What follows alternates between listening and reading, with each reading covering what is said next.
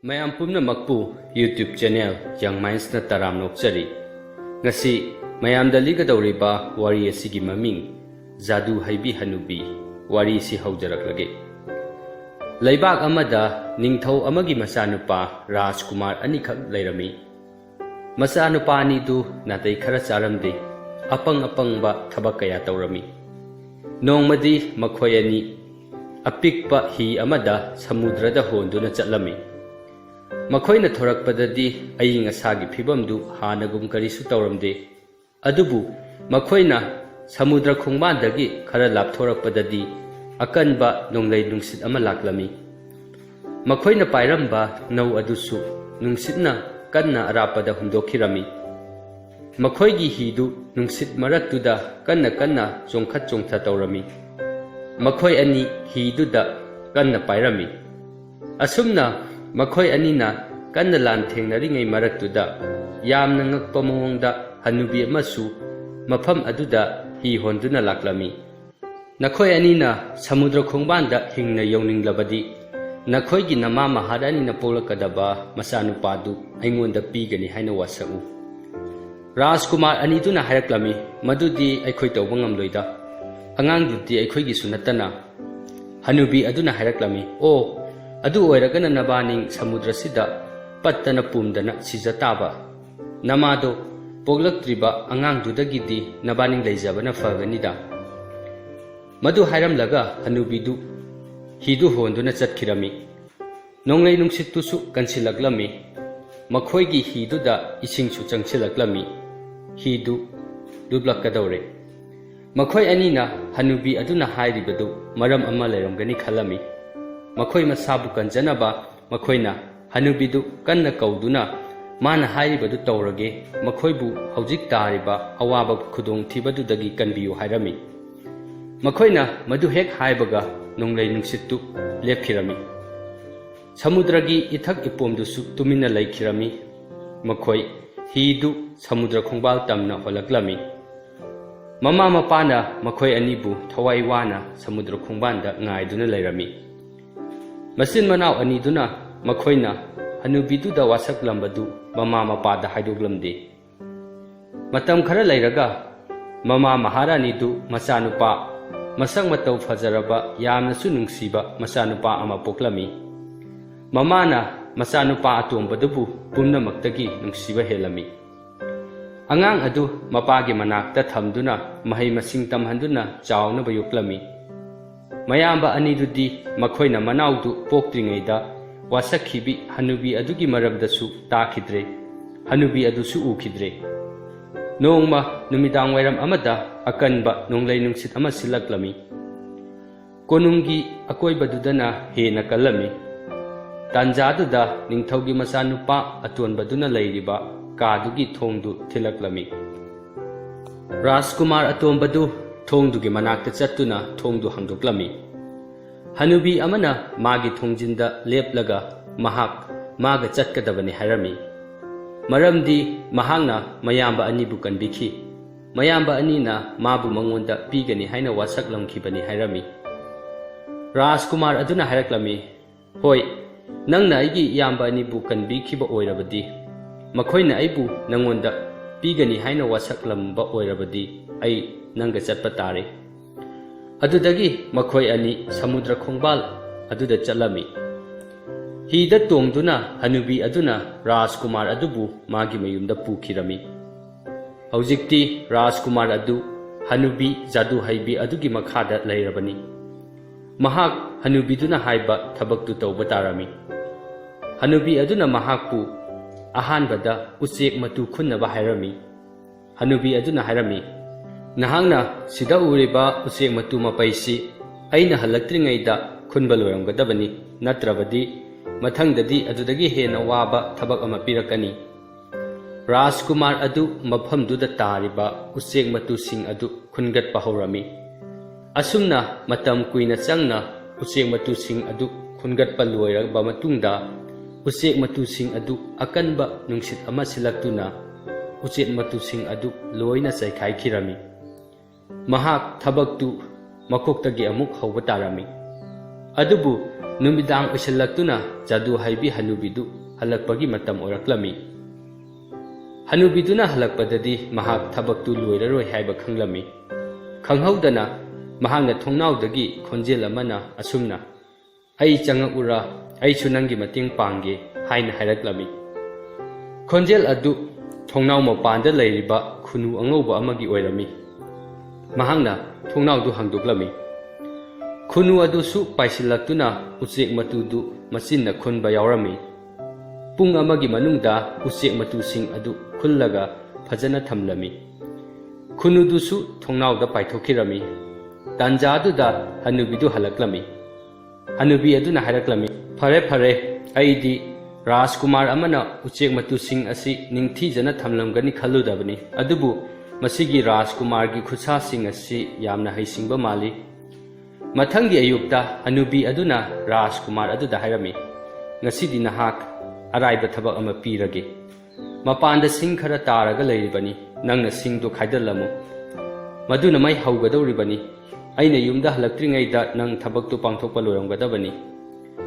राजकुमार दु सिंजंग मचा अमा पाइरगा सिंग खाइबा थोरक्लमी महांगना सिंग दु खाइरमी महाक नुमितुदी चरा हेलनी खलमी नुमित जुंगलब फावदा महाक थबक तु लोइगदबा यामना वाटली महांगना सिंग मपैदु लौथोकलिबा मखै सिंग दु याम थोरकपगुम उरमी थबक तु कन्ना सुरमी मसादुसु हुमांगना पुंगलुप लुपलमी हुमांग सिंग दुसु नक्थोकलमी हनुबी अदुना हलक्पदा थबक्तु लोइद्रबदी महाक अवाबा तागनी हाइबा खंगलमी तंजादुदा खुनु अंगौबदु पाइथरक्लगा सिंग मपैदुदा तोंगलमी अदुगा हाइरक्लमी ऐसु नंगी मतेंग पांगलउरा राजकुमार अदुना हाइरक्लमी होय नंगना ngarang मतेंग पांगलंबगी थगच्चरी ngasiगी मतेंग असिगिसु थगच्चरी अदुदगी खुनु अदुना सिंगदु मागी मचिना कक कक थेंगबदा सिंगदु खाइरक्लमी राजकुमार अदुदी खुनु अदुना खाइरक्पा सिंगदु थुना लौथोकपा ngamlamde अतेनबा मतमगी मनुंगदा सिंगदु लोइना खाइबा लोइरमी खुनु अदु राजकुमार अदुगी मनाक्ता पाइछिलक्लगा लेंगजुमदा तोंगलमी राजकुमार अदुना माबु थागलमी खुनु अदुगी मतुदु नानबीरगा महाकी अंगांगबा मचिंदुदा चुपीरमी राजकुमार अदुना खुनुदुगी मचिंदु चुपलुबदगिदी खुनुदु मांखिदुना महाकी मनाक्ता मसक मतौ यामना फजरबी नुपी अमा लेपलमी नुपीदुना हाइरक्लमी आई राजकुमारीनी जादू हाइबी नुपी असिना आइबु हुरानदुना मफम असिदा पुरकपनी आइबु खुनु ओलहंदुना थंबनी नंगना खुनुदुगी मचिंदा चुप्पदुदा आई मियोबगी सक्तमदा अमु ओलकपनी नहांगना आइना हाइबा इल्लबा आइबु नंगी नुपी ओइना लौरबदी आइखोय अनि जादू हाइबी नुपी सिदगी नानथोक्तुना चटपा ngamgani राजकुमार अदुदी राजकुमारी अदुगी फजबदुदा ngawrami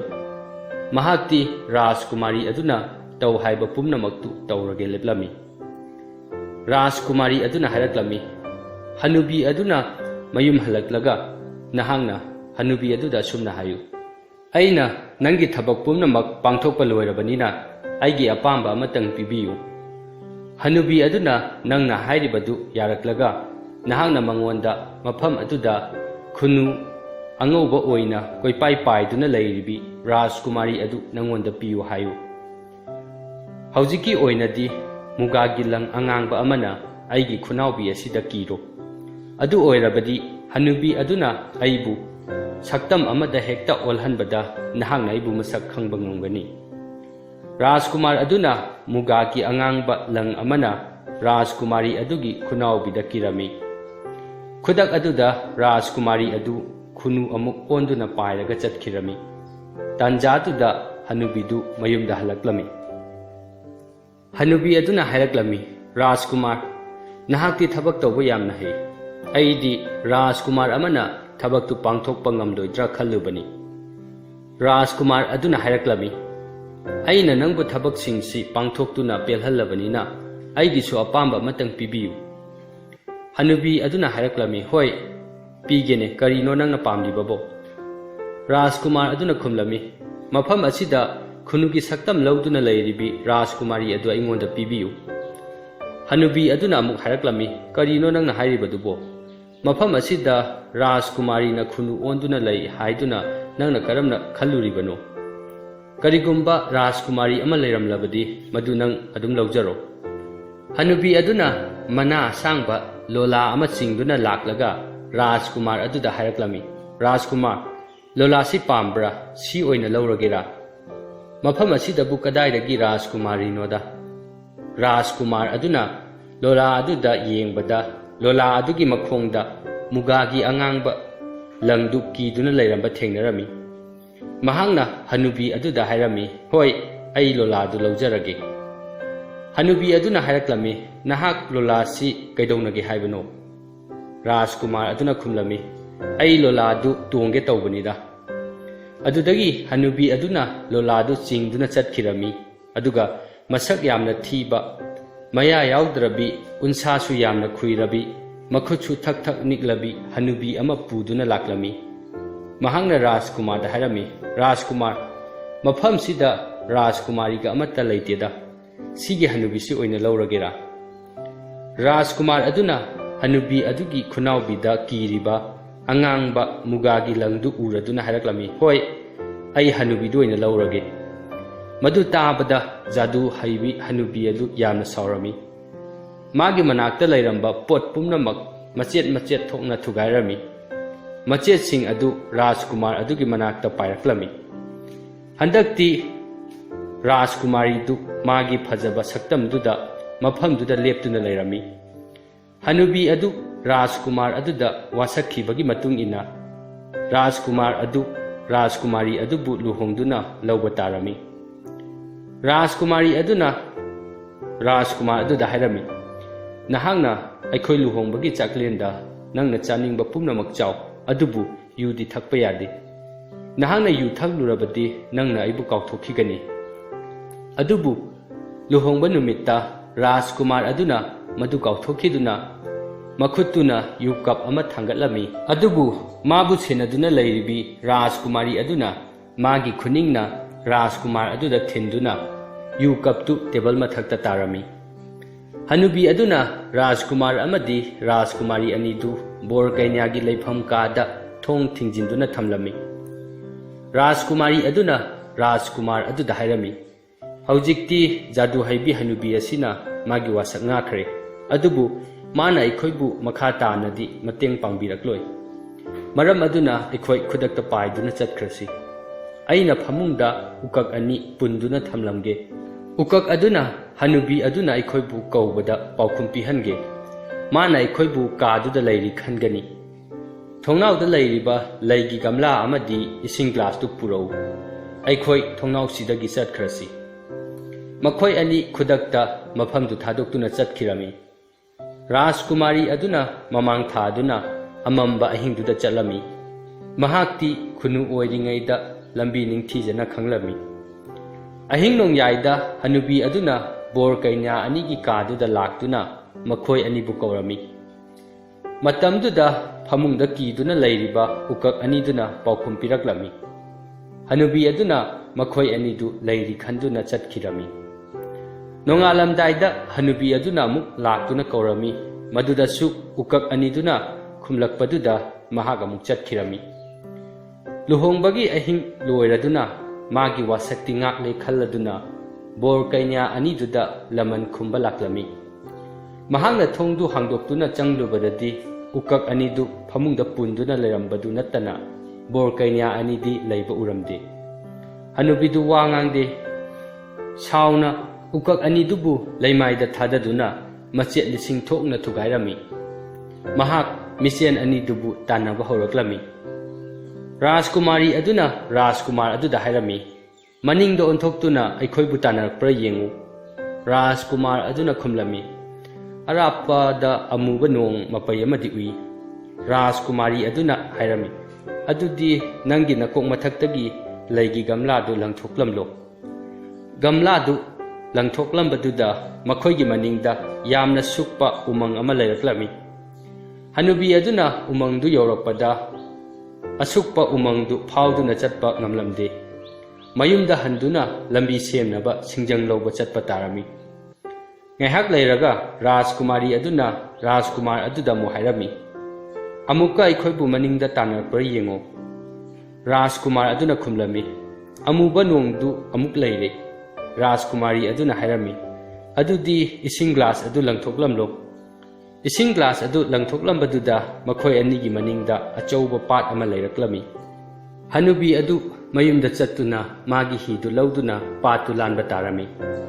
Tanjaduda Rajkumar amadi Rajkumari anidudi Rajkumar gi mapagi konung yoraklami